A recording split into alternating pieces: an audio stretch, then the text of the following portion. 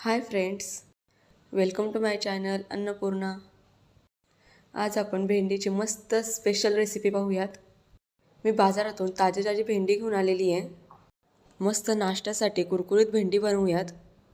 मी ताजी बाजारातून भेंडी घेऊन आलेली आहे। आता मी तुम्हाला चॉप करून दाखवते भेंडी कशी चॉप करायची ते।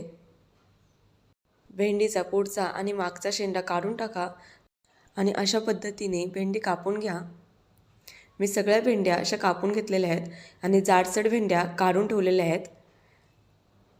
मी सहसा कुरकुरीत भेंड्या करण्यासाठी छोट्याच भेंड्या यूज करते, मोठ्या नाही। आणि भेंडी कट करण्याच्या आधी ती व्यवस्थित वॉश करून घ्या पाण्याने। त्याच्यानंतर सर्व भेंड्या सुती कापडाने व्यवस्थित अशा पुसून घ्या, म्हणजे भेंडी चिकट होत नाही।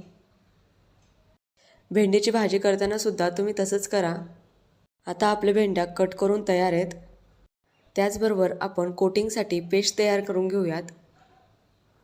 त्यासाठी मी 2 चमचा बेसन पीठ, 1 चमचा तांदळाचं पीठ घेतलेलं आहे, 1 चमचा लाल तिखट, थोडीशी हळद आणि ओवा जो हातावर चोळून ॲड केलेला आहे। त्याच्यावर तुम्ही चवीनुसार मीठ ॲड करा आणि व्यवस्थित असं मिक्सचर हाताने व्यवस्थित मिक्स करून घ्या। व्यवस्थित असं मिक्सचर मिक्स झाल्यानंतर त्याच्यामध्ये चॉप केलेल्या भेंड्या ॲड करा आणि सर्व बाजूने भेंड्यांना ते मिक्सचर लागल असं त्या भेंड्या हलवून घ्या।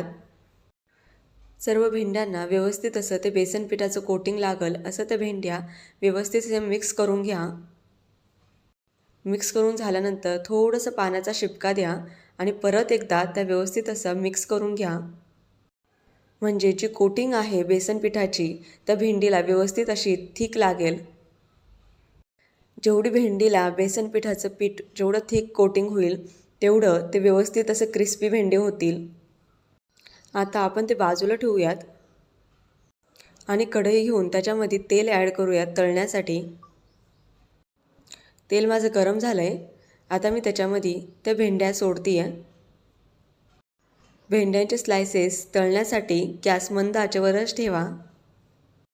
व्यवस्थित असं शांततेत त्या भेंड्या फ्राय करून घ्या, गडबड करू नका। पहा किती मस्त कुरकुरीत भेंडी दिसतीये। आता मी त्या सगळ्या भेंड्या काढून घेते आहे। भेंड्या अशा लालसर दिसायला लागल्या की काढून घ्या, जास्त काळसर भेंड्या होऊन देऊ नका। आणि आपण जे तांदळाचं पीठ ॲड केले त्यामुळे ते अजून क्रिस्पी आणि कुरकुरीत झालेले आहेत। भेंड्यांना फ्राय व्हायला जास्त वेळ लागत नाही, त्यामुळे भेंड्यांकडे लक्ष द्या आणि लगेच त्या काढून घ्या। मी तशाच प्रकारे दुसरा पण घाणा ॲड करते आणि तशाच प्रकारे भेंड्या फ्राय करून घेते। सकाळच्या नाश्त्यासाठी किंवा दुपारच्या नाश्त्यासाठी ह्या भेंड्या मस्त चॉईस आहेत, नक्की ट्राय करा। चहासोबत अशा खमंग कुरकुरीत भेंड्या खायला चविष्ट लागतात।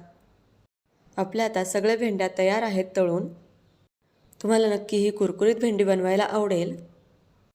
पहा मी तुम्हाला हाताने पण ती भेंडी तोडून दाखवते आहे। मस्त अशी लगेच अशी कुरकुरीत अशी भेंडी तुटती आहे।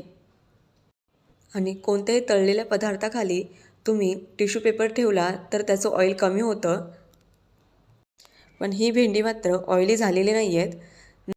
तुम्हाला जर माझी ही रेसिपी आवडली असेल तर जाता जाता बाजारातून भेंडी घ्या आणि घरी जाऊन ही भेंडी नक्की ट्राय करा।